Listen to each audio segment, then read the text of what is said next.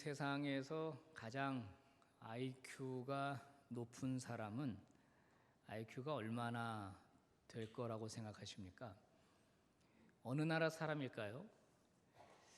기네스북에 올라 있는 세계에서 가장 IQ가 높은 사람은 이탈리아계 미국인인데요. 마릴린 보스 사반트라는 여성입니다. 무려 228. 제가 안 놀랄 거라고 다 생각했습니다. 아마 여러분의 IQ를 알게 되면 깜짝 놀랄 겁니다. 한국 평균이 107입니다. 107. 예, 그리고 한국이 이 세계 여러 나라 중에 평균 IQ가 1등, 2등 정도 한다 그래요. 2, 3등, 5등이랑 별로 차이는 안 납니다. 106, 105, 102.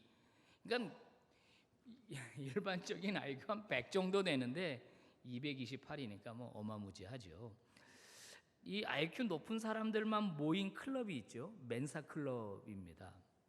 여기에는 IQ가 최소한 148은 넘어야 들어갈 수 있다 그래요. 우리나라에 한 2,500명 정도 있습니다. 대단하죠. 자, 방송인들이나 연예인들 볼 때 저 사람은 멘사 클럽이야 하는 분이 있어요. 보면 사람이 달리 보입니다. 정말 되게 똑똑해 보이고 뭐든지 다 해결할 것 같고 무슨 문제든지 다 풀 것 같고 이런 분들이 이제 있죠. 자, 여러분, 그러다 보니까 우리가 어떤 생각을 하게 되냐면 우리의 자녀들을 키울 때 좀 자녀들을 똑똑하게 키웠으면 좋겠다는 생각을 다 합니다. 그죠? 그래서 머리 좋게 하는 음식 이런 거 사서 먹이죠. DHA인가 그런 거 들어있는 우유 그런 거 먹이죠. 그래서 아이들한테는 저지방 우유는 절대 안 먹인답니다. 지방대학 한다고 저지방 우유는 절대 안 먹이고 주로 이제 그 서울 우유나 연세 우유 이런 거 먹이고 똑똑해지라는 거죠. 그거보다 이제 유학 보내려면 이제 아인슈타인 우유 이런 거 먹이고 그렇게 해서 아이를 이제 똑똑하게 키우려고 합니다. 머리를 좋게 하는 프로그램, 머리를 좋게 하는 무슨 교육이 있으면 비싸도 시킵니다. 그래서 우리 아이가 똑똑해져 가지고 공부도 잘해서 아주 그냥 좋은 대학에 쑥쑥 들어가 가지고 의사도 되고 판검사도 되고 기업인도 되고 유명한 사람 되기를 우리는 원하는 거죠. 자기는 아니면서. 그리고 그냥 공부 안 한다고 그냥 닥달을 하는 거죠. 1등 못 한다고 말이죠. 여러분 혹시 1등 하셨나요? 공부 잘하셨나요? 어떻게 다들 좋은 대학 나오셨나요? 사랑하는 여러분, 공부 잘하는 거 좋죠, 그죠? 근데 그보다 더 중요한 건 뭐예요? 성품입니다. 성품이 훌륭해야지, 성품이 건강해야지. 여러분, 공부만 잘하고 머리만 좋다고 다 되는 게 아니라는 겁니다. 여러분, 사기꾼들 있잖아요. 희대의 사기꾼들, 수백억씩 해먹는 사람들 진짜 머리 좋습니다.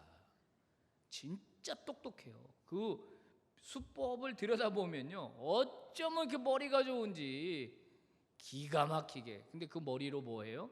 사기치는 거예요. 여러분, 머리가 좋은데요, 태도가 안 좋고 성품이 안 좋으면 어떡합니까?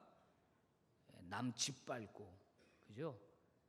인류를 이롭게 하는 게 아니라 인류를 해롭게 하는 원자폭탄 만들고 핵무기 만들고 화학무기 만들고 이렇게 되는 것입니다. 자, 여러분, 우리가 살고 있는 이 시대에 사실 그 어느 때보다도 전문가가 많이 살고 있죠. 경제 전문가. 근데 우리나라 경제 문제 해결 못하고 있잖아요.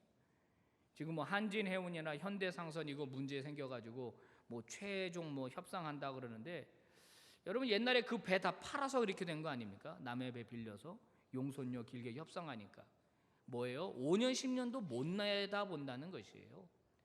우리나라가 장기 지금 저성장의 늪에 빠져 있다 그러는데 이거 해결 못 하잖아요.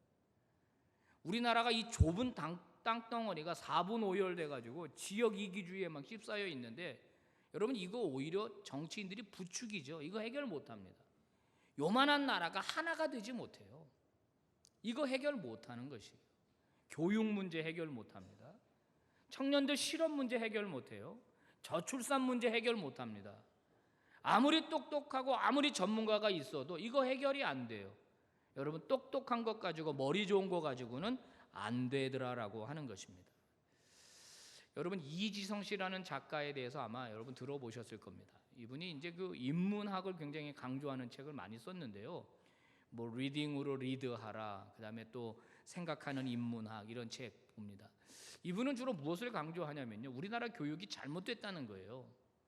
미국같이 미국을 초인류 국가로 만들어낸 그 훌륭한 사람들을 키워내는 인문학 위주의 사교육 체제를 우리나라가 세우지 못하고 러시아라든가 이런 나라들이 그 따르고 있는 그 직업인들, 군인들 양성하는 그런 교육을 우리나라가 채택했다는 겁니다. 그렇게 하기 위해서, 그렇게 하는 데는요, 초기 우리나라 교육의 질서를 세운 조선교육위원회라고 하는 사람들의 실수가 있었다는 거죠. 미 군정이 바로 조선교육위원회에다가 한국 교육에 대한 설계를 맡겼는데, 나중에 이제 밝혀진 건데 이분들이 다 대부분 친일파였다는 겁니다. 그러니까 우리가 해방은 됐는데 경제적으로 우리를 영속하기 위해서, 지배하기 위해서 우리나라 교육에 이 인문학을 빼버렸다는 거죠. 하여튼 그분은 입만 열면 인문학. 그래서 어려워도 이 인문학 서적을 읽어야 된다고 얘기를 해요. 아이들에게 읽혀야 한다는 겁니다. 성경 잘 이해 안 되는데 읽혀야 됩니다. 그리고 묵상하게 하고 가르칠 때 이 두뇌 자체가 달라진다라고 하는 것이죠. 자, 저는 이런 생각합니다. 우리 이 땅에 지식인 필요합니다만은 더 필요한 게 있다면 지혜자가 필요하다 생각을 합니다. 우리 가정도 그렇고 기업도 그렇고 우리 국가도 그렇고 여러분 우리 교회도 그렇고 똑똑한 사람이 필요한 게 아니라 지혜로운 사람이 필요하다는 거죠. 여러분이 지혜로운 사람이 기업을 운영하면 기업이 살아납니다. 가정이 살아나죠. 이 사회가 살아나게 되어 있습니다. 왜 그렇죠? 지혜라고 하는 것은 현상만을 보는 게 아니라 근본적인 것을 터치하기 때문이고, 이 지혜라고 하는 것은 근시안적인 걸 보는 게 아니라 멀리 보기 때문이며, 이 지혜라고 하는 것은 한두 사람에게 국한된 것이 아니라 공동체를 선하게 만들기 때문에 이 지혜라고 하는 것이 우리에게 필요하다는 것입니다. 그래서 지혜는 하늘의 것이고 하나님에게 속한 것이고, 지식은 우리 인간들의 것이고 우리가 만들어낼 수 있는 것이다라고 하는 거죠. 여러분, 어떻게 하면 우리가 지혜로운 사람이 될 수 있을까요? 어떻게 하면 우리의 자녀들을 지혜로운 아이로 길러낼 수 있을까요? 오늘 성경은 바로 그것을 우리에게 말씀해주고 있는 것입니다. 자, 먼저 오늘 성경은 이 지혜가 언제부터 존재했는지를 우리에게 밝혀주고 있는데, 태초 전부터 이 지혜가 존재했다 이렇게 말합니다. 오늘 이 잠언은요, 지혜를 의인화합니다. 사람처럼 대하면서 이 지혜가 즉 태초부터 있었다, 선재한 지혜였다. 22절에 보니까 여호와께서 태초에 일하시기 전에 나를 가지셨다 이렇게 말하고, 나를 이렇게 말하죠. 23절에 보니까 내가 세움을 받았다. 24절 만물보다 내가 먼저 났다, 태어났다, 내가 이미 있었다 이렇게 얘기합니다. 하늘이 있기 전, 땅이 있기 전, 바다가 있기 전, 이 우주 만물이 창조되기 이전, 태초 전부터 이 지혜가 존재했다는 것입니다. 그뿐만이 아니라 이 지혜는 하나님이 창조 사역을 할 때 함께 했다는 거예요. 30절 세상 만물을 창조하는 사역에 동참했다. 27절 하나님이 하늘을 만들 때 내가 거기 있었다. 28절 구름을 견고하게 하시고 바다의 샘을 힘있게 할 때 내가 거기 있었다. 29절 바다의 한계를 정하고 땅의 기초를 정할 때 내가 거기 있었다.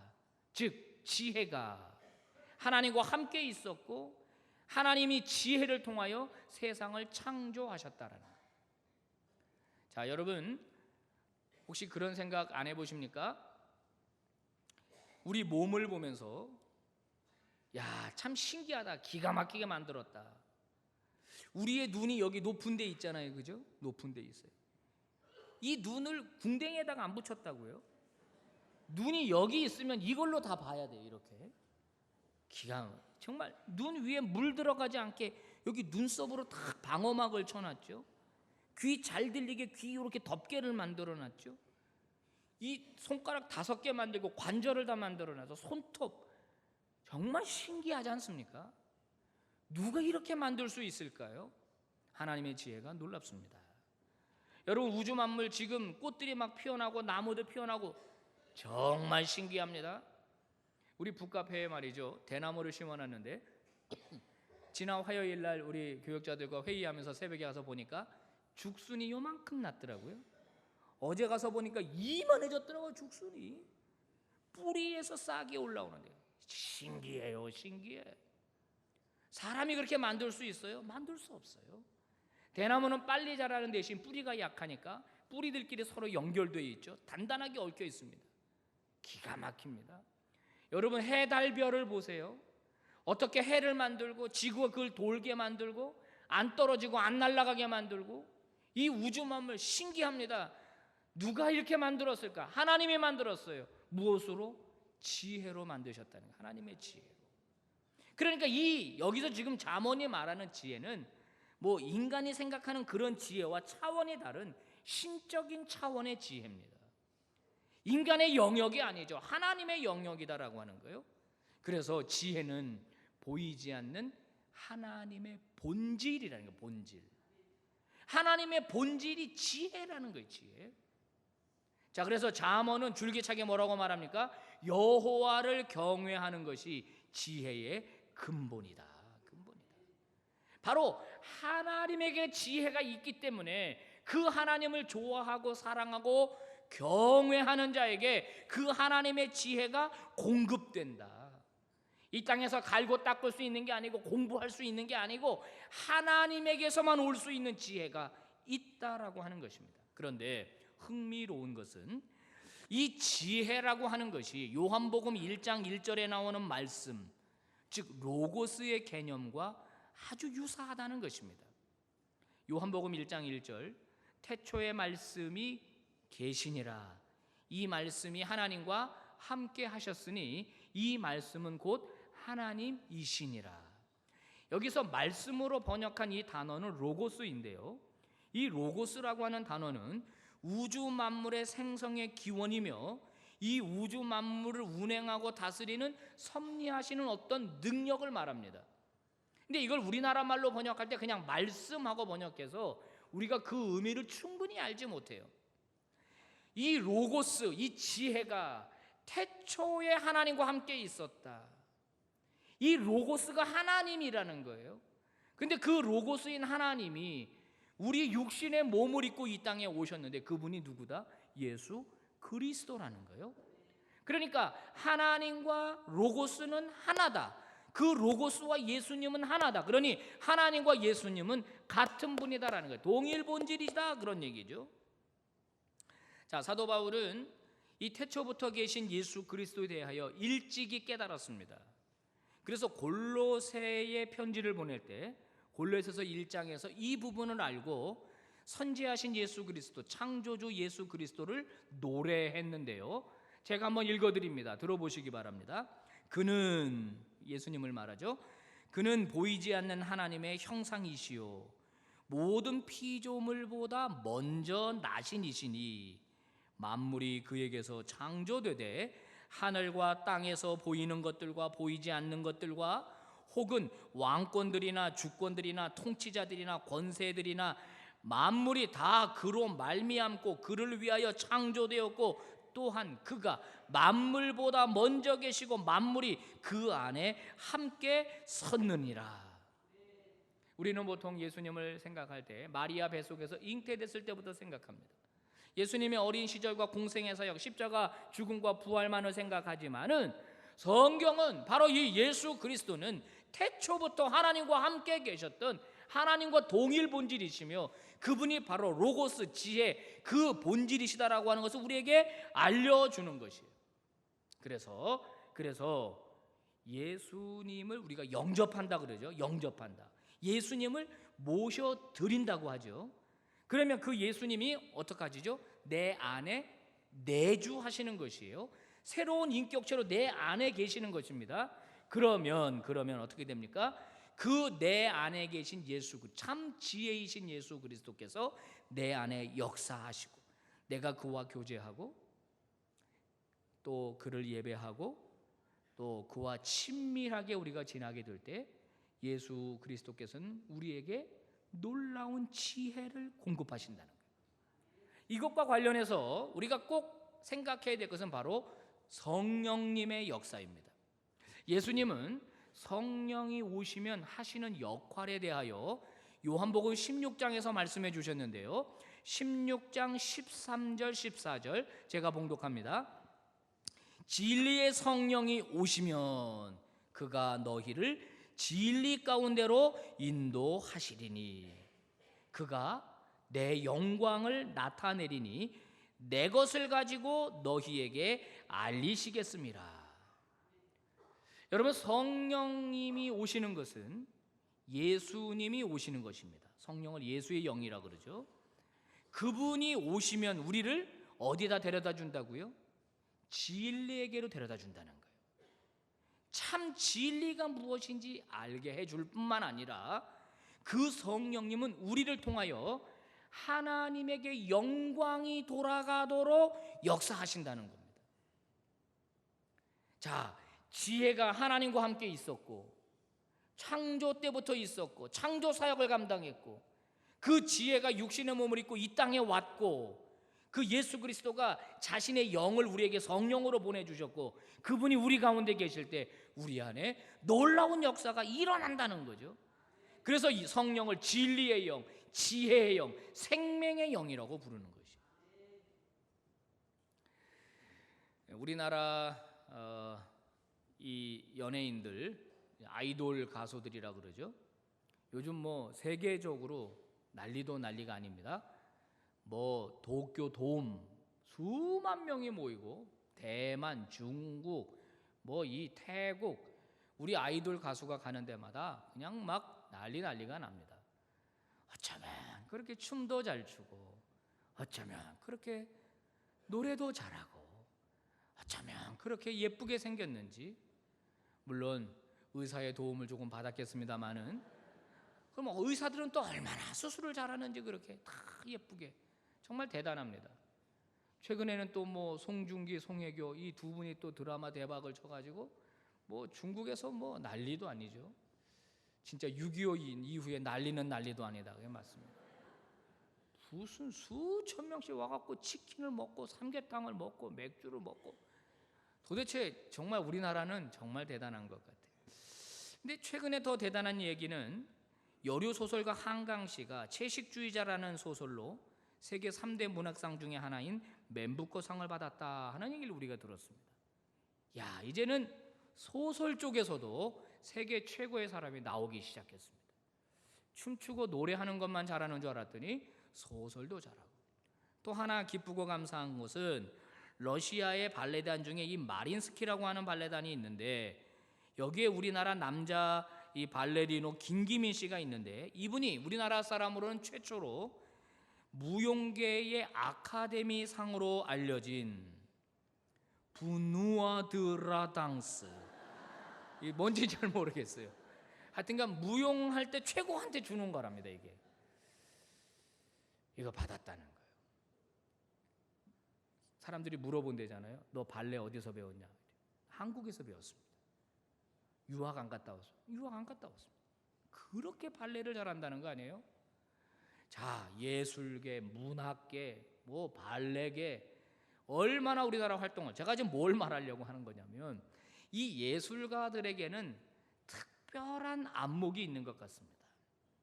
우리가 보지 못하는, 죄송합니다, 우리라고 해서 제가 보지 못하는, 또 여러분 중에 일부가 보지 못하는 특별한 것들을 보는, 그것을 이렇게 표현해내는, 글로, 노래로, 춤으로, 그림으로, 조각으로 이렇게 표현해내는 특별한 능력이 있는 것 같습니다. 여러분, 그런데요, 성령께서 오시면 한 지혜인 하나님께서 우리에게 임하실 때 우리에게 주는 이 지혜라고 하는 것은 그것과는 비교할 수 없는 차원이라고 하는 것이에요. 남들이 보지 못하는 것들을 보게 하고요, 남들이 듣지 못하는 것을 듣게 하고요, 남들이 깨닫지 못하게 하는 것을 깨닫게 하는 것이 바로 성령 하나님이시라는 거예요. 지혜의 영이라고 하는 것이에요. 여러분, 그러므로 그리스도인이면서 그 지혜를 덧입지 않고 사업을 한다거나, 그 지혜를 덧입지 않고 공부를 한다거나, 그 지혜를 덧입지 않고 어떤 일을 한다는 것은 미련한 일입니다.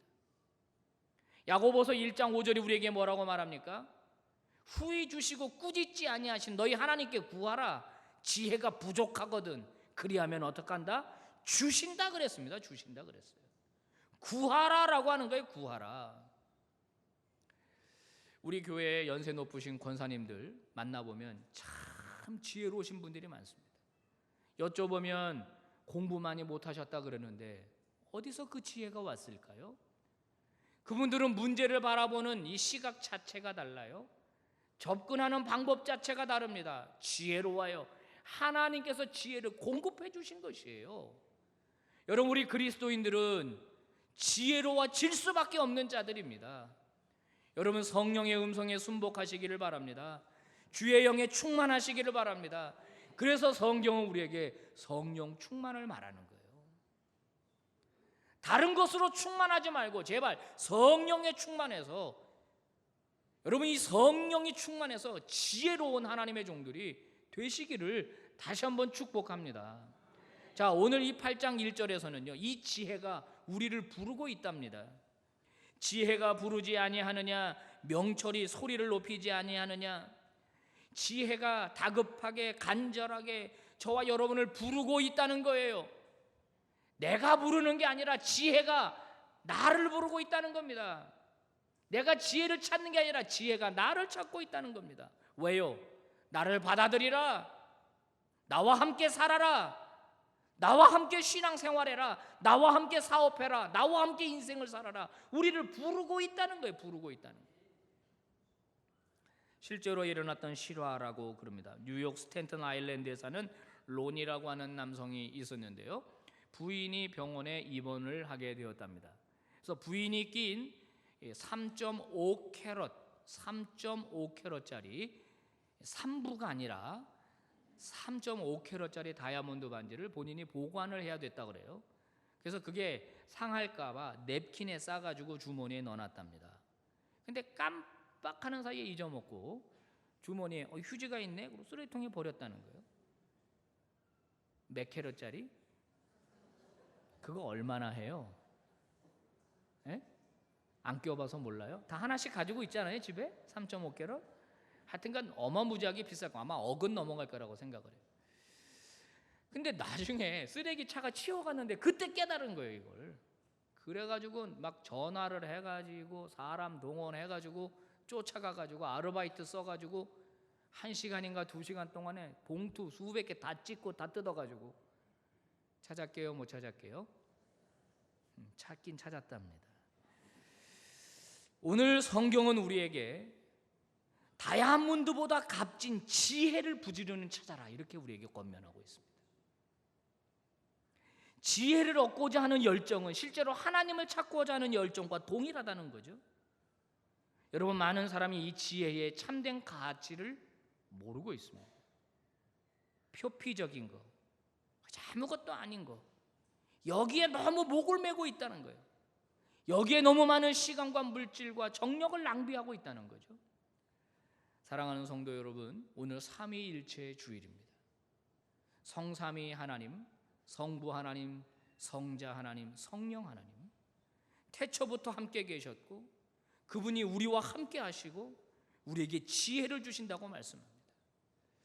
하나님을 갈망하십시오. 그러면 하나님의 지혜가 우리에게 임할 줄로 믿습니다. 예수 그리스도를 알아가십시오. 그러면 예수 그리스도의 지혜가 우리에게 임할 것입니다. 성령 충만하십시오. 성령의 감동이 우리에게 충만할 것입니다. 기도하겠습니다.